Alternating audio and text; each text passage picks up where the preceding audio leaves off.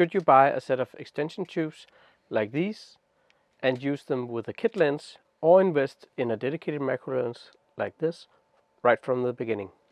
Both have pros and cons you need to know before making that decision. My name is Peter Barreldam and I'm a nature photographer. Macro photography is one of my favorite genres, and I spend a lot of time looking for the right gear and experimenting with different ways to reach a 1:1 magnification ratio. If you're also interested in macro and wildlife photography and want to get more of my tips, please subscribe to my YouTube channel and do turn on the notification bell. It helps me build this channel and create more videos like this one. In this video, I'll share my experience using extension tubes versus macro lenses in macro photography. Let's start by looking at extension tubes with a kit lens. The main advantage of using extension tubes is providing a high magnification ratio at a low cost. It usually comes in sets of 3 with different lengths and costs much less than a new lens. In principle, they're just hollow plastic tubes, so there's no reason for them to be expensive.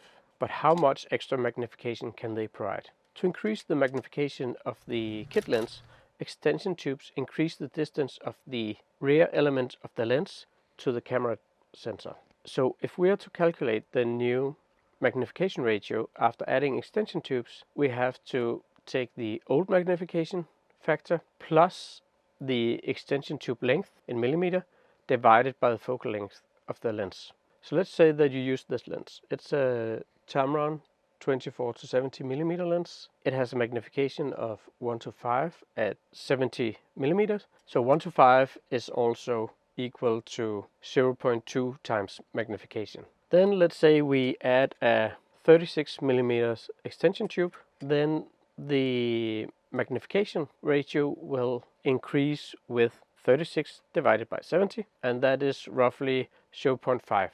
Then we add the magnification ratio of the lens itself, so we get to 0.7 times magnification. So that's still below 1:1 magnification. So instead of just using the 36 millimeter extension tube, then we can mount the 20 millimeters extension tube as well. So the extension is a total of 56 millimeters. In this setup, the magnification ratio will be 1:1. Now you can take real macro photos with a magnification ratio of 1:1. However, with my Tamron lens here, the lens is only able to focus half a centimeter away from the front of the lens with this setup. So forget about capturing sketchy spots. Once you add extension tubes, you'll not be able to focus at infinity anymore, and the minimum focus distance point gets much closer to the lens. And if you put enough extension tubes, then actually the optimal focus point will be somewhere inside the lens. So you're a bit hindered in how much you can use the extension tubes, but they do help get closer to a subject with using only a kit lens, and they work great for that. So there's some other drawbacks of using extension tubes that relates to image quality and camera functionality. In principle, extension tubes don't affect the image quality because they don't have any optical elements, but they do tend to accentuate the flaws of the lens. And because they increase the distance of the rear element of the lens from the camera's sensor, they also increase the effective aperture.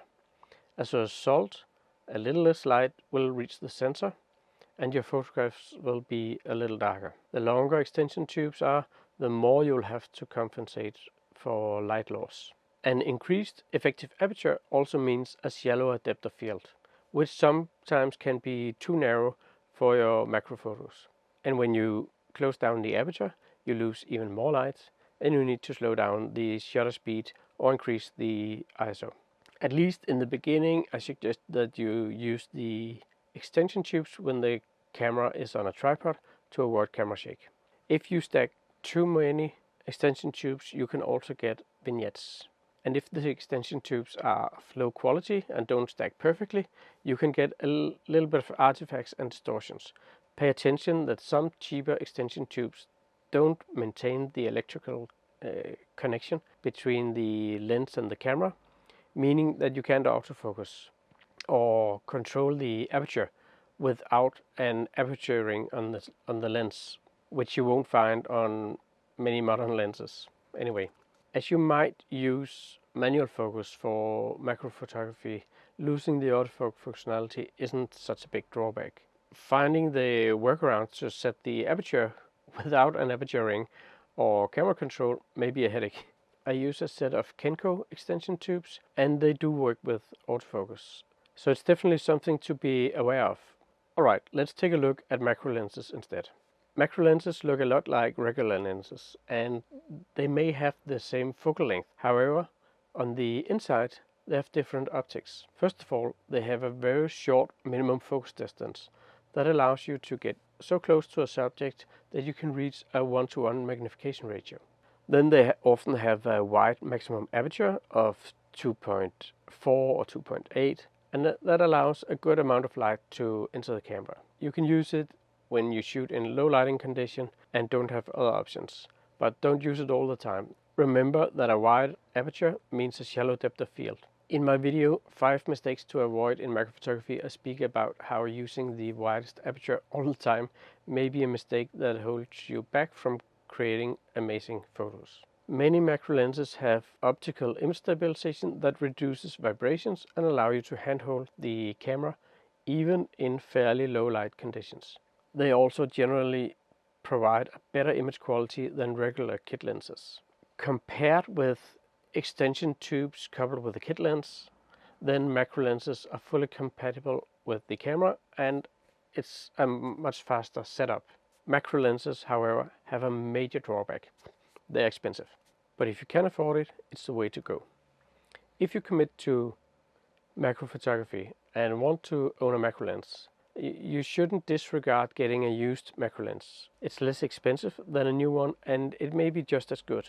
If you just check for signs of mold and scratches on the inner glass and evaluate the overall state of the lens, in most cases, second-hand macro lenses produce the same image quality as the new ones.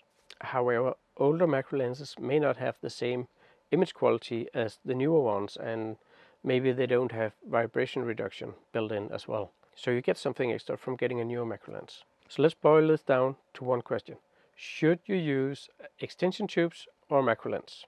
In my opinion, you don't have to choose one setup over another one exclusively. You can mix them up.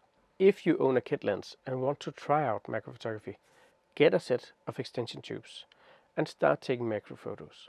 It'll give you an idea of whether this genre is for you or not, and without overwhelming your budget. Then, if you decide to invest in a dedicated macro lens, you don't have to throw away the extension tube set. You can use them together with the macro lens and reach even higher magnification factors than just using the macro lens by itself.